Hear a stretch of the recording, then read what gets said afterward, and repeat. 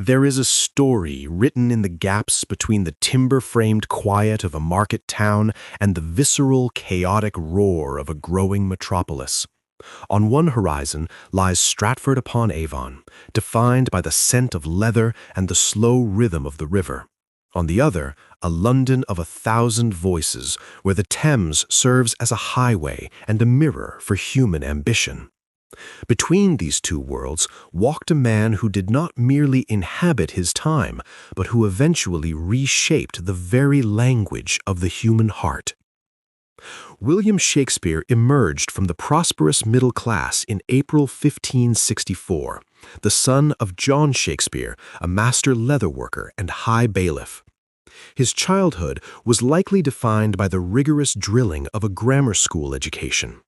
Under the eaves of the King's New School, he was immersed in Latin comedies and the soaring rhetoric of the classics, structural DNA that would later allow him to build worlds on a bare stage.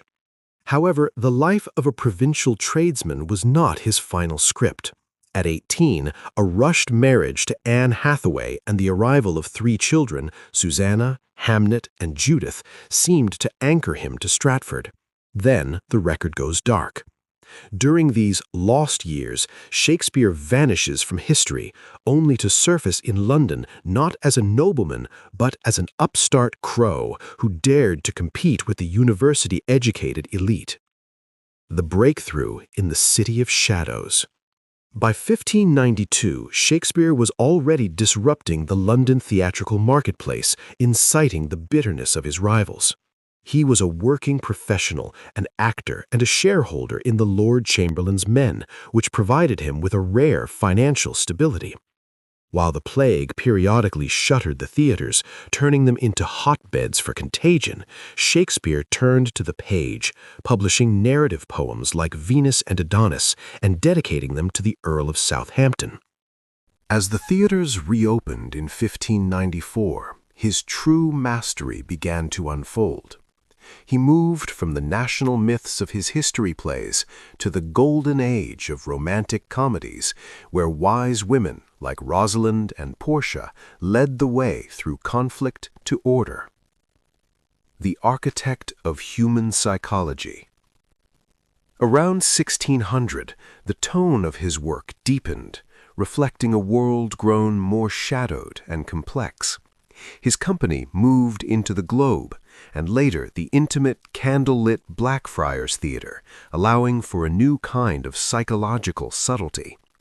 Shakespeare began to craft characters who were not mere archetypes, but three-dimensional individuals full of contradictions: the tormented Hamlet, the ambitious Macbeth, and the jealous Othello. Through the use of soliloquies, he invited the audience directly into his character's internal turmoil. We watched a king descend into madness on a storm-lashed heath in King Lear, and we saw how the play's The Thing could be used to identify the patterns of the world around us. Context, complexity, and contradiction.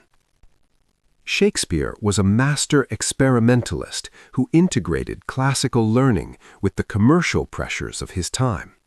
When Queen Elizabeth died in 1503, his company became the King's Men under James I, responding to the new monarch's interests in the supernatural and British history. He became a gentleman, a wealthy landowner who invested his theatrical profits back into his home soil, purchasing the largest house in Stratford, New Place. Yet personal tragedy remained a constant companion. The death of his 11-year-old son, Hamnet, in 1596 cast a long shadow over his work. Even his final will remains a puzzle. His infamous bequest of the second-best bed to his wife, Anne, was once seen as a snub, but modern analysis suggests it was a sentimental gift from the heart, identifying the marital bed they shared for 34 years. Legacy and the ever-living poet. Shakespeare retired to Stratford around 1613, perhaps after the Globe burnt to the ground during a performance of Henry VIII. He died on April 23, 1616, leaving behind a legacy that transcends the confines of any single age. 7 years later, his friends collected his plays into the first folio, ensuring that the sweet swan of Avon would speak to every succeeding generation. Why does he still matter? It is not just the 1,700 words he added to our lexicon, from swagger to eyeball. It is because he held a clear mirror up to nature.